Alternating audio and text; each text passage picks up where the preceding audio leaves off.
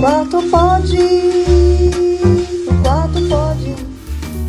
Você piscou, meu amor? Nós já estamos aqui no quarto pod novamente, dessa vez com o Sussu. A primeira coisa que tem que ser perguntado pro Sussu. Qual é teu nome mesmo? Suesverson.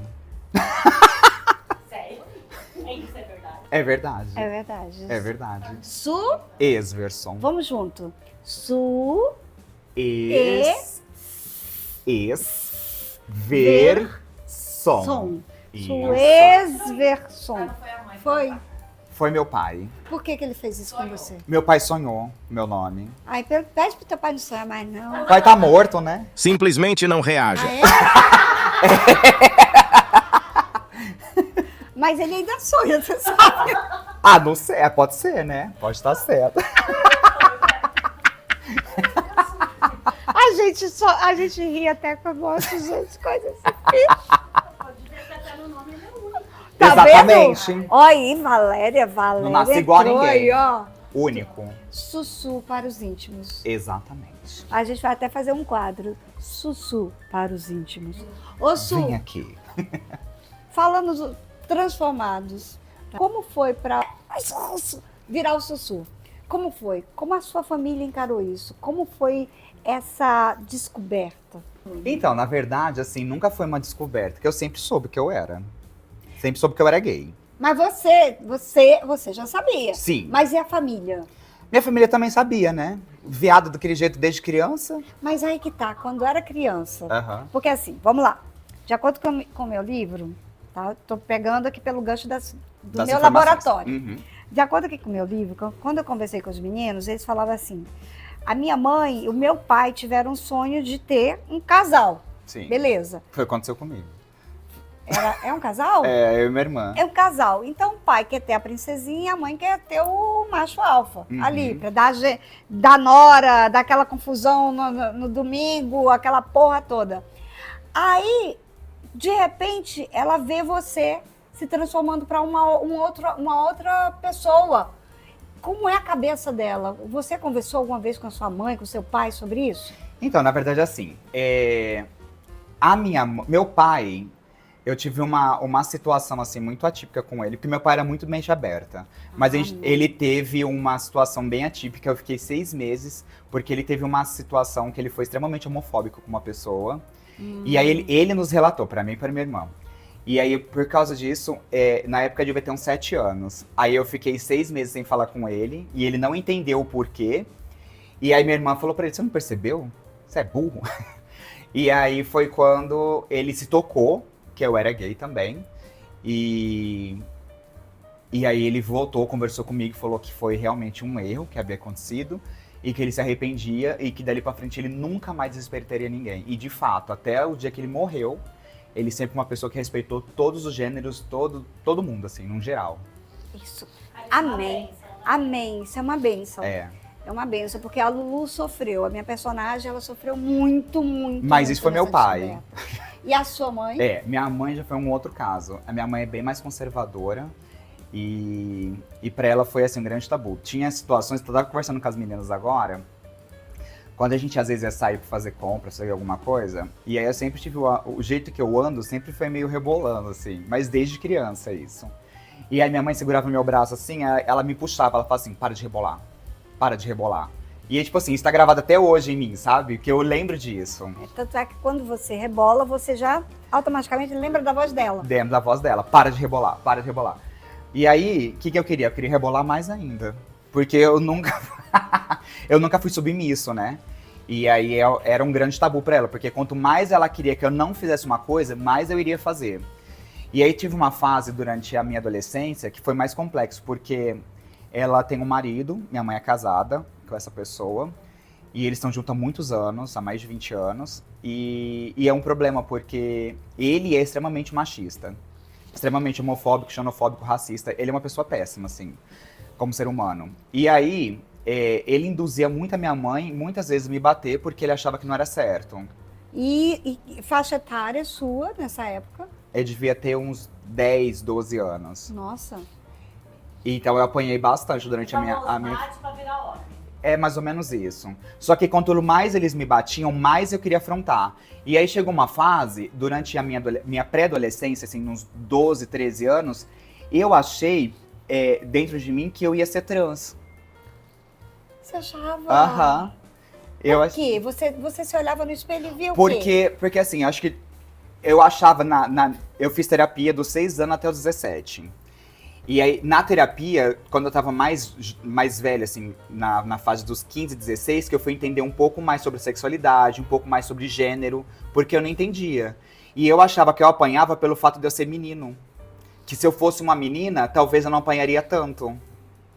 Eu não sofreria tanto uma punição pelo fato de se eu fosse uma mulher, porque a minha irmã não sofria punições. Ah, então você associou as punições De acordo pelo meu gênero. pelo Então, gênero. então, talvez se eu fosse uma menina trans, se eu fosse uma mulher, eu não sofreria as punições que eu sofria pelo fato de ser um menino. Caraca, viu como eu falo pra vocês que a cabeça das pessoas é uma infinidade, não tem como você pegar um modelo e dizer, olha, tem que ser desse jeito. Não tem como. Aí quando as pessoas chegam pra mim e falam assim, ai, para que uma sigla tão grande como essa? Não é necessidade da comunidade gay. Não é a necessidade, é a necessidade da própria sociedade em querer um nome para as coisas.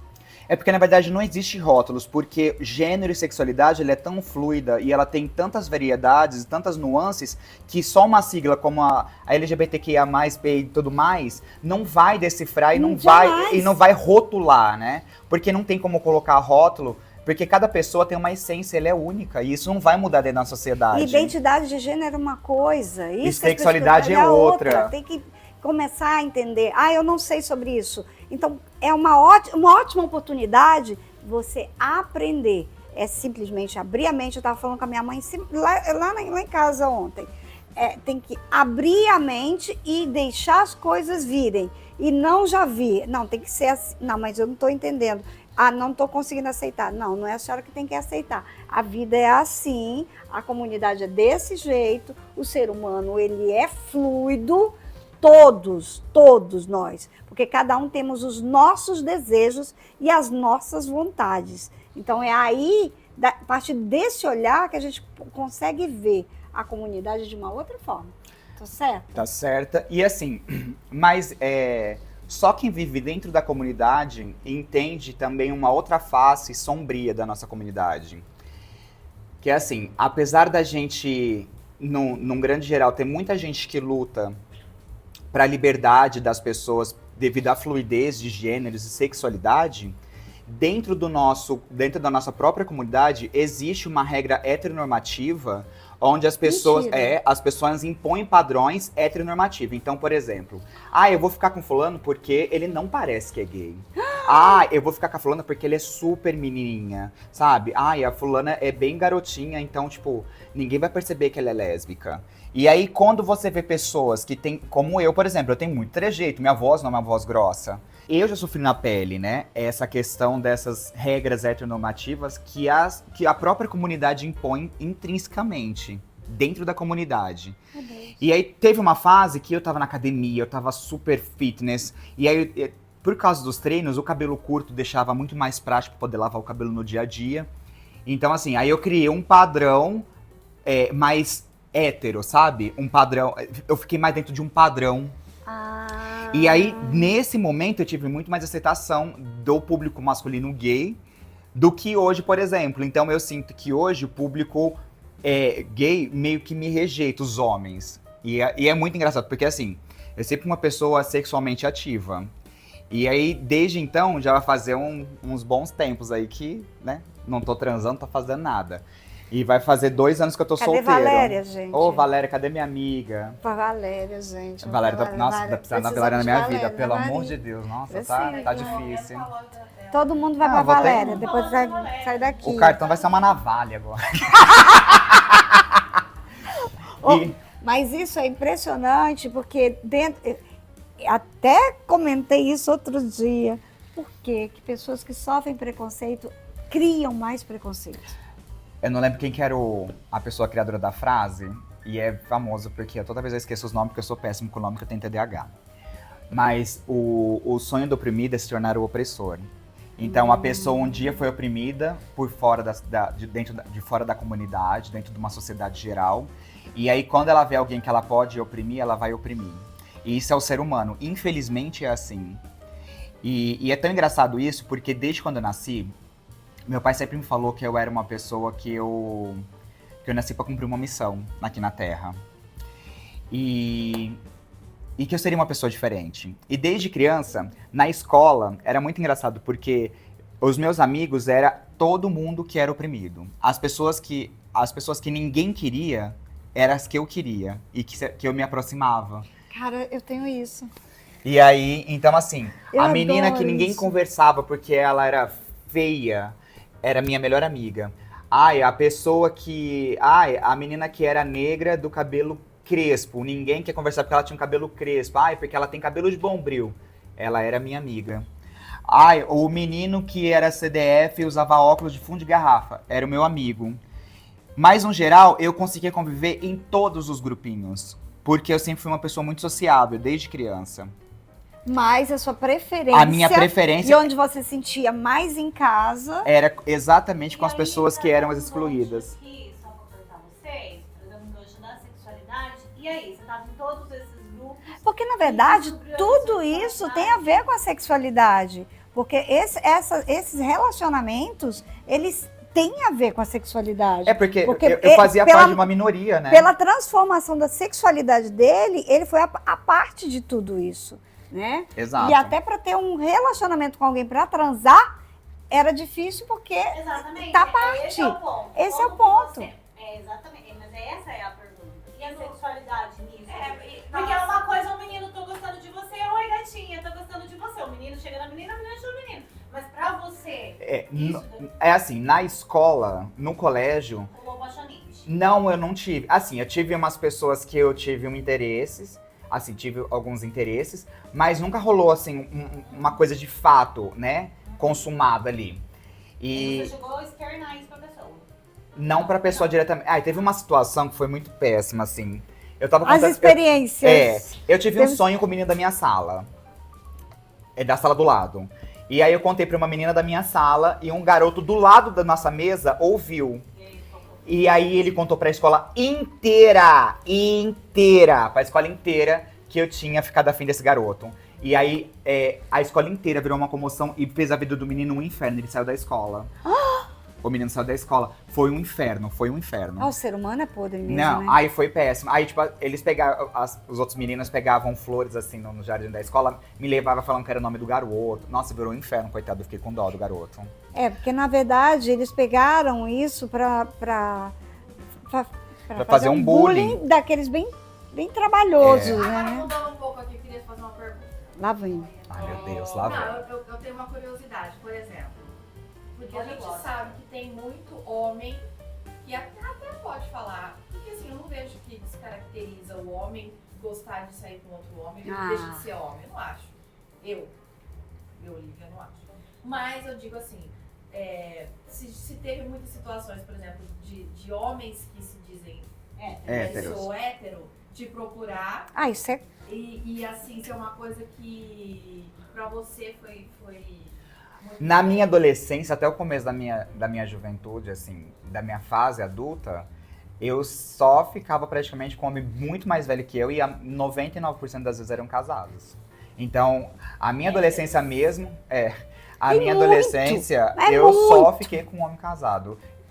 Eu fui ficar com alguém da minha idade quando eu já tava com uns 23, 24 anos. Antes disso, sempre foi homem muito mais velho, tipo 20 anos mais velho do que eu. Porque vocês têm que ver que a maior parte das mulheres não gostam do sexo anal.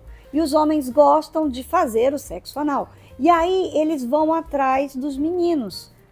Mas eles não vão com relacionamento. Eu tô errada? Não. Com relacionamento, querendo um amor, querendo... Não, eles vão para saciar a sede E à vontade. e a vontade. Gente, mas tem uns par que é gay mesmo, só que eles têm que manter o padrãozinho. Porque na verdade a gente. Eles não se enxergam também. Não, eles se enxergam, eles sabem quem eles são. Será que é algo... Sabem. Porque uma vez eu conversando com uma pessoa, ele falou assim, ai, fulano, se fulano me der o cu, eu pego. Aí eu falei assim, aí ele é gay, e você vai ser também, você é gay também. Ele, jamais. Eu falei, filho, quem come o cu do gay é o gay também. Então, mas na verdade, é até engraçado porque uma vez eu ouvi um termo de uma pessoa que falava assim, que a questão da sexualidade não influi no ato sexual. E eu nunca fui a profundo dessa pauta. Mas assim, um homem que se denomina hétero, não é porque ele teve uma ação sexual com outro homem no momento que ele deixou de ser hétero. Eu acabei de dizer. É.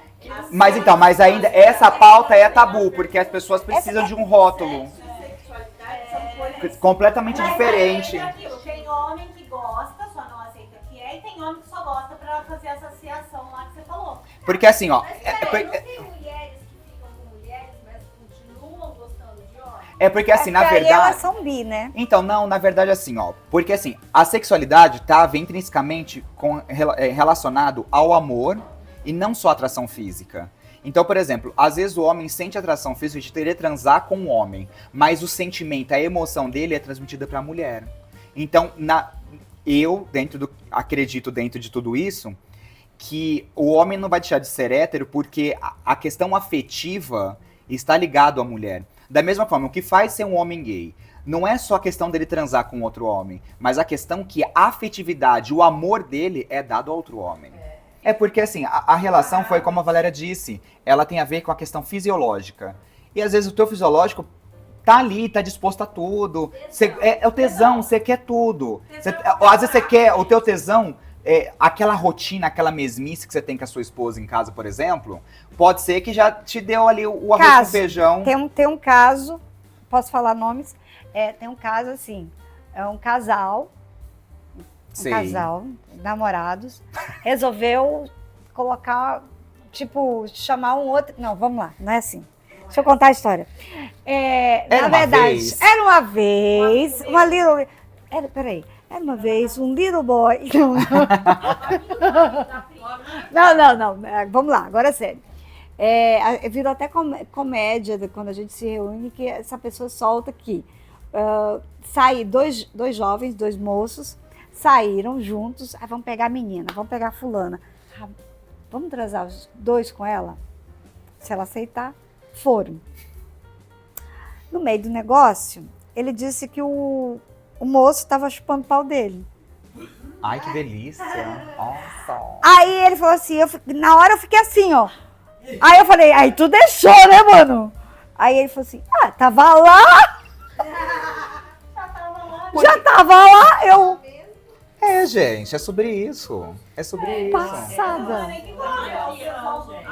Mas aí, por exemplo, quando a gente tá voltando ao assunto que a gente tá falando sobre a questão dos homens casados e sobre a pessoa que é enrustida, mas exatamente sobre isso, porque assim, quando a gente fala sobre sexo e sobre a sexualidade, e sobre relação sexual, é um tabu dentro da sociedade. E a gente vive numa sociedade extremamente conservadora. E aí, para um homem que tem 50, 60 anos, que vem com essa mentalidade de 70 anos atrás, para ele é um tabu falar sobre sexualidade e falar sobre a orientação sexual dele desde aquela época. Então, dentro dele, ele vive numa caixinha preso que ele não vai conseguir se libertar. Hoje, a nossa sociedade é muito mais aberta. Tem muito preconceito? Tem. Nosso país é o país que mais mata as mulheres transexuais no mundo e gays também. Muito. Mas mesmo assim, a gente tá muito mais avançado do que 40, 50 anos atrás. Mas para ele se libertar, ele precisa de acesso à informação. Hoje tem mais acesso? Sim. Ele tá querendo? Não sei. Não. Talvez ele tenha muito mais resistência devido à criação de toda a questão histórica que a sociedade impôs dentro dele. Porém, quando você olha para o nosso panorama, a quantidade de homens de 60, 50, 60 e até 70 anos que resolveram assumir a sexualidade Sim, deles, de fato. foi muito grande, foi um boom que você olha, no TikTok mesmo. Sim. Você vai lá olhar no TikTok, tem uma infinidade de homens que aceitaram e hoje convivem e vivem maritalmente com outro homem. Isso que você tá falando é muito interessante, porque entra até na situação dele com a mãe e com o pai.